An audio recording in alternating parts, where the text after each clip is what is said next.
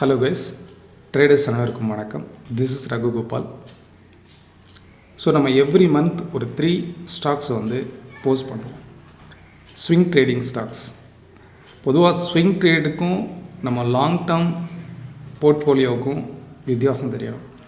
இப்போ லாங் டேர்ம்னா குறைஞ்சபட்சம் 3 years to 5 years இந்த மாதிரி வந்து ஒரு ஸ்டாக்கை நீங்கள் ஹோல்ட் பண்ணுறீங்க அப்படின்னா அதனுடைய ஃபண்டமெண்டல் வந்து தெரியணும். ஸ்டாக் மார்க்கெட்டில் லாங் டேர்மாக ஒரு ஸ்டாக்கை எடுக்கிறீங்க அப்படின்னா அதனுடைய லோவஸ்ட் ப்ரைஸில் தான் பை பண்ணணும். அதனுடைய ரியல் வேல்யூ, லைக் வந்து ஒரு கடைக்கு போகிறோம், ஒரு ஷாப் போகிறோம், ஒரு ப்ராடக்ட் வந்து வாங்குகிறோம், அதனுடைய வேல்யூ இருக்கு இல்லையா? அதே போல் ஒவ்வொரு ஸ்டாக்கும் ஒரு வேல்யூ இருக்குது. ஒவ்வொரு ஃபினான்ஷியல் இன்ஸ்ட்ருமெண்ட் எந்த இது வந்தாலும் சரி ஒரு வேல்யூ இருக்குது. அந்த வேல்யூ வந்து ஃபண்டமெண்டலாக டிரைவ் பண்ணிவிட்டு அந்த வேல்யூவை விட கம்மியான ப்ரைஸ்க்கு வரும்போது தான் ஸ்டாக் மார்க்கெட்டில் இன்வெஸ்ட் பண்ணணும். அப்படி இன்வெஸ்ட் பண்ணுறதுல ப்ராஃபிட் அண்ட் லாஸ் காமிக்கிறது தான் போர்ட்ஃபோலியோ. இப்போ நம்ம எடுக்கிறக்கூடிய ஸ்விங் ட்ரேடு இதெல்லாம் வந்து டெக்னிக்கலாக ஒரு ஸ்டாக் எடுக்கணும்னா அடுத்த ஸ்விங் ஒரு 3 month to அது எப்படி வேணாலும் இருக்கலாம். அந்த ஸ்டாக் வந்து ஃபண்டமெண்டலாக நம்ம வந்து ஃபோக்கஸ் பண்ணணும்னு அவசியம் இல்லை. டெக்னிக்கலாக அதிகமாக ஃபோக்கஸ் பண்ணிட்டு ஷார்ப்பான என்ட்ரி, அடுத்த நெக்ஸ்ட் டார்கெட் வந்து என்ன இது தெரிஞ்சுட்டு அந்த ட்ரேடில் வந்து எடுத்துகிட்டு கம்ப்ளீட் பண்ணிடணும். அந்த டார்கெட் ரீச் ஆயிடுச்சு அப்படின்னா கம்ப்ளீட் பண்ணிட்டு அடுத்த டெக்னிக் வரும்போது தான் அதை ஹோல்ட் பண்ணணும், அதை ட்ரேட் பண்ணணும். நம்ம டார்கெட் அடிச்சிடுச்சுன்னு சொல்லிவிட்டு திரும்பவும் இன்னும் போகணும்னு வெயிட் பண்ணக்கூடாது. ஓகே, அதே போல் ப்ராப்பரான ஸ்டாப் லாஸும் அதுக்கு யூஸ் பண்ணணும். ஓகே, ஸோ ஸ்விங் ட்ரேடுக்கும் போர்ட்ஃபோலியோவுக்கும் வித்தியாசம் நமக்கு தெரியணும். ஸ்டாக் ரொம்ப ஹோல்ட் பண்ணாதீங்க. நம்ம மார்க்கெட் வந்து ஹை வேல்யூவேஷனில் இருக்குது. சப்போஸ் திரும்பிச்சு அப்படின்னா ஹெவியான ஒரு ஃபால் வந்து கொடுக்கும். இந்த மார்க்கெட் வந்து 7500 ஒரு மேஜர் கரெக்ஷன் எதுவுமே வரல. ஓகே, ஸோ இப்போ நம்ம பார்க்கக்கூடிய அந்த ஸ்விங் ட்ரேட்ஸ் ஒவ்வொரு மந்த்தும் 3 ஸ்டாக்ஸ் வந்து பார்த்தோம் இல்லையா? ஸோ இதில் என்ன பர்ஃபார்மன்ஸ் பண்ணியிருக்கு. ரெண்டாவது, நான் சஜஷன் பண்ணுறது சம்திங் பிரயோஜனமாக இருக்கணும். ஸோ அதை வச்சு தான் நான் வந்து சஜஷன் பண்ணுறேன்.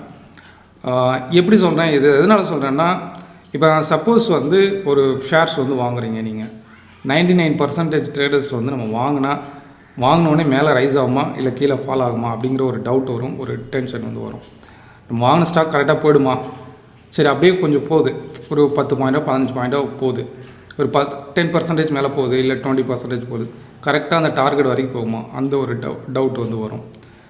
ஓகே, ஸோ இந்த மாதிரிலாம் டென்ஷன் இருக்கும்போது கரெக்டாக சிங்கிள் டார்கெட்டில் தான் 99% ட்ரேடர்ஸ் வந்து ப்ராஃபிட் புக் பண்ணுவாங்க. அதுக்கு முன்னாடியே நிறைய பேர் வந்து வெளியில் வந்துடுவாங்க எக்ஸாக்டாக. பட் இதை நான் வந்து சிங்கிள் டார்கெட் வந்து கொடுத்துட்டு நான் 3rd டார்கெட் இல்லை மார்க்கெட் ஹைக்கு வந்து ப்ராஃபிட்டை காட்டினா அது வந்து கரெக்டாக இருக்காது இல்லையா?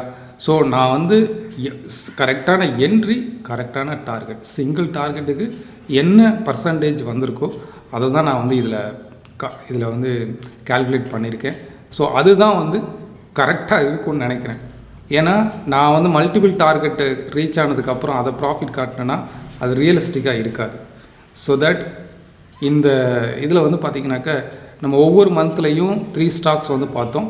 அந்த 3 ஸ்டாக்ஸ் எப்படி பர்ஃபார்மன்ஸ் பண்ணியிருக்கு அண்ட் அதுக்கான ரிசல்ட் வந்து எவ்வளோன்னு பார்த்திங்கன்னா 64% வந்து லாஸ்ட் 3 மந்தில் சிங்கிள் டார்கெட்டுக்கு அதுக்கான ரிட்டர்ன்ஸ் வந்து வந்திருக்கு.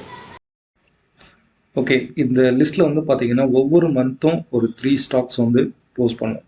டாப் 3 ஷேர்ஸ் இன் ஸ்விங் ட்ரேடுன்னு சொல்லிட்டு. ஓகே, இன்ஃபோசிஸில் நம்ம பார்த்தது அண்ட் அதுக்கு உண்டான டார்கெட்.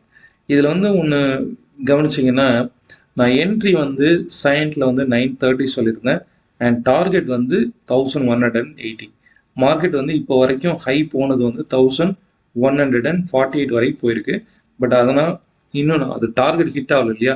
ஸோ தட் நான் அதை லிஸ்ட்டில் சேர்க்கல, ப்ராஃபிட் லிஸ்ட்டில் சேர்க்கல. ஜஸ்ட் எவ்வளோ போயிருக்கு அப்படிங்கிறத மட்டும் இதில் போட்டிருக்கேன். அதே போல் என்ட்ரியும் வந்து பார்த்தீங்கன்னா பஜாஜ் கன்சியூமர் இந்த ஸ்டாக் வந்து இன்னும் ரைஸில் தான் போகுது, அப்சைடில் தான் போகுது. ஆனால் நான் சொன்ன என்ட்ரி வந்து 215. ஸோ இந்த இடத்துக்கு வந்தால் மார்க்கெட் ரிவர்ஸ் ஆகும். இந்த இடத்துக்கு வந்து இந்த ப்ரைஸுக்கு வந்து வரல. ஸோ தட் வந்து என்ட்ரி நாட் ரீச், அதுக்கு உண்டான ப்ராஃபிட் எந்த இதுவுமே நான் இதில் காட்டல. ஸோ ஒன்லி எக்ஸாக்டாக என்ட்ரி ஹிட் ஆகிட்டு டார்கெட் ஹிட் ஆன ஸ்டாக் மட்டும்தான். ஸோ தட் நான் பிஃபோராக சொல்லியிருந்தேன், சம்திங் வந்து யூஸ்ஃபுல்லாக இருக்கணும், சம்திங் ரியலிஸ்டிக்காக ப்ராக்டிக்கலாக பிரயோஜனமாக இருக்கணும் அப்படின்றதுக்காக தான் நான் இதை வந்து ஒரு எக்ஸாம்பிள் போர்ட்ஃபோலியோவாக இதை கால்குலேட் பண்ணியிருக்கேன். அதே போல் நம்ம எடுக்கக்கூடிய அந்த டெக்னிக்கலுடைய பர்சன்டேஜ் வெயிட், அதாவது ஒரு கான்ஃபிடென்ட், ஒரு ட்ரேடருக்கு வந்து ஒரு கான்ஃபிடென்ட் வந்து இந்த மூணும் வந்து கிளியராக இருந்துச்சு அப்படின்னா வரும். ஒரு என்ட்ரிங்கிறது வந்து பை அபோ, செல் பிலோ, எபோனா எவ்வளோ போச்சுன்னே தெரியாது, எக்ஸாக்ட் என்ட்ரியாக இருக்கணும். இந்த பை அரவுண்டு, பை பிலோ இந்த மாதிரி இருக்கல இல்லாமல் எக்ஸாக்ட் என்ட்ரி தெரியணும். ரெண்டாவது, டார்கெட்டுங்கிறது வந்து இந்த க்ளோசிங் பேசிஸில் இல்லாமல் ஒரு 10% ஆனால் பை பண்ணுங்கள், இல்லை 20% ஆனால் ப்ராஃபிட் புக் பண்ணுங்கள், இல்லை 30% அந்த மாதிரி இல்லாமல் டெக்னிக்கல்லாம் என்ன, நெக்ஸ்ட் மூவ் எக்ஸாக்ட் எவ்வளோ தூரம் வரைக்கும் போகும், ஸோ அது தெரியணும். ஸோ இதெல்லாம் இதை மென்ஷன் பண்ணியிருக்கேன்.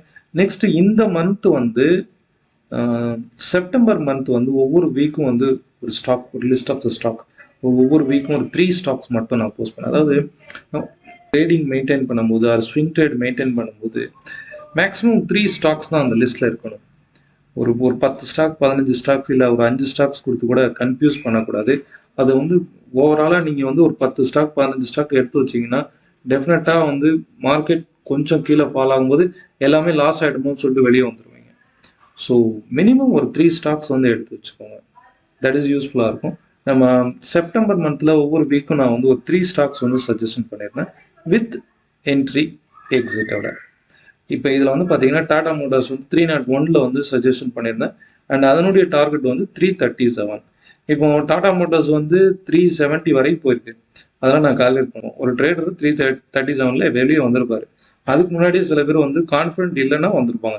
பட் இந்த டெக்னிக் பொறுத்தளவுக்கு என்னுடைய லிஸ்ட்டில் வந்து எக்ஸாக்ட் 337 தான் அதனுடைய டார்கெட். ஸோ அந்த 337க்கு என்ன ப்ராஃபிட்டோ அதை தான் வந்து இதில் நான் சேர்த்துருக்கேன். அதே போல் தான் ஒவ்வொரு ஸ்டாக்கும். இப்போ இதெல்லாம் வந்து பார்த்தீங்கன்னா ஆன்கோயிங்கில் தான் இருக்குது, பாசிட்டிவ்ல தான் இருக்குது. கனரா பேங்க் வந்து 154 வந்து போஸ்ட் பண்ணியிருந்தேன், இப்போ 183 தான் இருக்குது. இது பாசிட்டிவ்ல தான் இருக்குது, ஜஸ்ட் இதுதான் கிடையாது. இது வந்து நம்ம 73% இந்த லிஸ்ட்டில் வரல, அதாவது ப்ராஃபிட் லிஸ்ட்டில் பர்சன்டேஜ் லிஸ்ட்டில் வந்து வரல. ஜஸ்ட் இதை வந்து எவ்வளோ தூரம் இன்க்ரீஸ் ஆகிருக்கு இதை மட்டும் தான் பார்த்தோம். அதே போல் தான் மணப்புரம் ஃபைனான்ஸும் இப்போ வந்து 193 இருக்குது, 195 வரைக்கும் போயிட்டு இப்போ 193 இருக்குது. இதையும் நான் வந்து இந்த ப்ராஃபிட் லிஸ்ட்டில் காட்டல, exact entry and target. So இப்படி அதில் பார்த்தீங்கன்னா ஸ்விங் ட்ரேடில் மினிமம் 64%, அண்டு இப்போது நம்ம இந்த மந்தில் கொடுத்துருந்த அந்த ஸ்டாக் லிஸ்ட்டில் 73.99%. ஓவராலாக வந்து பார்த்தீங்கன்னா 138.49% வந்து போர்ட்ஃபோலியோ ரிட்டர்ன் வந்து கிடச்சிருக்கும். இது வந்து எக்ஸாக்ட் என்ட்ரி டார்கெட்டோட, ஓகே, சிங்கிள் டார்கெட், மார்க்கெட்டுடைய ஹையோ இல்லை மார்க்கெட்டுடைய க்ளோஸோ இல்லை மார்க்கெட்டுடைய கரண்ட் மார்க்கெட் பேசிஸோ கிடையாது. இதில் இன்னும் இந்த ஸ்டாக் லிஸ்ட்லாம் இருக்குது, இன்னும் டார்கெட் ஹிட் ஆகலை. லெட்ஸ் அதை வந்து நம்ம வெயிட் பண்ணி பார்க்கலாம்.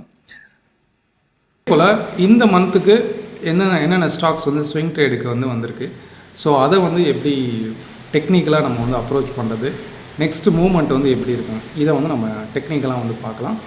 Let's see. ஓகே, இந்த மந்த் வந்து நம்ம பார்க்கக்கூடிய ஸ்விங் ட்ரேடில் ஃபஸ்ட்டு வந்து JSW எனர்ஜி. ஓவராலாக வந்து எனர்ஜி ஸ்டாக்ஸ்லாம் ஒரு நல்ல அப்சைட் மூமெண்ட்டில் இருக்குது. இதில் வந்து பார்த்தீங்கன்னாக்க JSWங்கிறது வந்து ஒரு ஆஃப்டர் நல்ல ரேலிக்கு அப்புறம் இந்த இடத்துல வந்து ஒரு கன்சல்டேஷன் நடந்துகிட்டு இருக்கு. ஸோ இது வந்து நான் பேஸ் பண்ணி என்ன டெக்னிக் பேஸ் பண்ணி கொடுக்குன்னா GI மெத்தட்னு சொல்லுவோம். இது ஓவராலாக வந்து பொசிஷனல் GIன்னு சொல்லுவோம். ஸோ இது வந்து ரைட் நோ 381 இருக்குது. ஃபர்தராக வந்து வித்தின் ஒரு 1 or 2 months it will rise 430 வரைக்கும் வந்து it will go up side. இது ஃபர்ஸ்ட்டு. ஓகே, செகண்ட் வந்து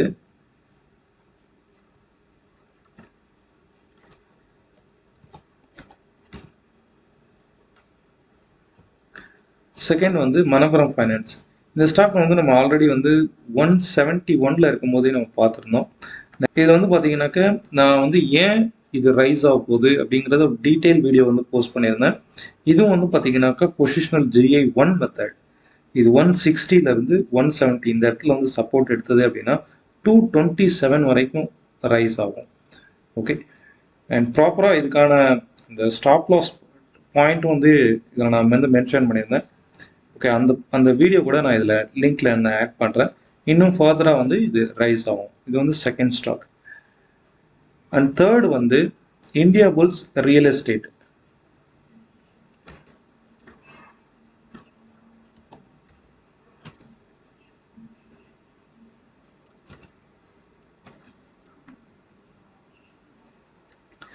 ஸோ இந்த ஸ்டாக் வந்து பார்த்தீங்கன்னா ட்ரெடிஷ்னல் அனாலிசிஸ் படி ஆஃப்டர் ஒரு லாங் அப் ட்ரெண்டுக்கு அப்புறம் இந்த இடத்துல வந்து ஒரு பேட்டர்ன் கொடுத்துருக்கு பாருங்க. ஸோ இந்த பேட்டர்ன் பிரேக் அவுட் பண்ணி ரீடெஸ்ட் பண்ணி இருக்குது. ஸோ ஃபர்தராக வந்து இந்த ஸ்டாக் வந்து ரைட்னும் வந்து 148ல் இருக்குது. இது வந்து 205 வரைக்கும் அப்சைடில் வந்து ரேலி வந்து போகும். இது வந்து Indiabulls real estate. Okay, but இதுக்கு வந்து பார்த்தீங்கன்னாக்கா நீங்கள் கிளியராக இப்போ ரைட்னும் என்ன இருக்குது 148 இருக்கா, இந்த ஸ்மால் ஸ்டாப் லாஸ் வந்து ஸ்ட்ரிக்டாக போட்டுக்கோங்க. ஏன்னா ஸ்விங் ட்ரேட் அப்படின்னா இதுக்கு நம்ம பெருசாக வந்து நம்ம ஃபண்டமெண்டல் பார்த்து அதுக்கு ரிசர்ச் பண்ண வேண்டிய அவசியம் இல்லை. அடுத்தப்போ இங்கே பிரேக் அவுட் ஆச்சுன்னா அடுத்தமோ எங்கே போகுது, சப்போஸ் நான் எடுத்துறாங்க எங்கே வெளியே வரணும், இது நமக்கு தெரிஞ்சு ஒரு ட்ரேடை வந்து எடுக்கணும். ஸோ பிஃபோர் அவங்களுக்கு தெரியல அப்படின்னா ஜஸ்ட்டு கன்சல்ட் பண்ணிக்கோங்க. அதர்வைஸ் இது வந்து எப்படி ஒர்க் ஆகுதுங்கிறத ஜஸ்ட்டு நீங்கள் வாட்ச் பண்ணி பாருங்கள். ஓகே, அதே போல் இது நிறைய ஸ்டாக்ஸ் வந்து நீங்கள் கமெண்டில் வந்து போஸ்ட் பண்ணியிருந்தீங்க. ஸோ அந்த ஸ்டாக்ஸ்லாம் நான் லிஸ்ட்டில் வந்து நான் காட்டல. நான் சஜஷன் பர்சனலாக ரிசர்ச் பண்ணி சஜஷன் பண்ண ஸ்டாக்ஸ் லாஸ்ட் மந்தில் என்னென்ன ஸ்டாக்ஸ் சஜஷன் பண்ணியிருந்தேன், அது சிங்கிள் டார்கெட்டுக்கு எவ்வளோ ரிட்டர்ன்ஸ் கொடுத்துருக்கு. அண்ட் நம்ம சஜஸ்ட் பண்ண எல்லா ஸ்டாக்ஸுமே பாசிட்டிவில் தான் இருக்குது ஸ்டில் நான். அண்ட் டார்கெட் ஹிட் ஆன ஸ்டாக் மட்டும்தான் நான் இதை வந்து பர்சன்டேஜ் வந்து போஸ்ட் பண்ணியிருக்கேன். ஓகே கேஸ், இந்த வீடியோ உங்களுக்கு யூஸ்ஃபுல்லாக இருக்குன்னு நினைக்கிறேன். இதே போல் இன்னொரு வீடியோவில் நம்ம பார்க்கலாம். உங்கள் கமெண்ட்ஸ் எதாக இருந்துச்சுன்னா அதில் போஸ்ட் பண்ணுங்கள். நெக்ஸ்ட் வீடியோவில் நம்ம பார்க்கலாம்.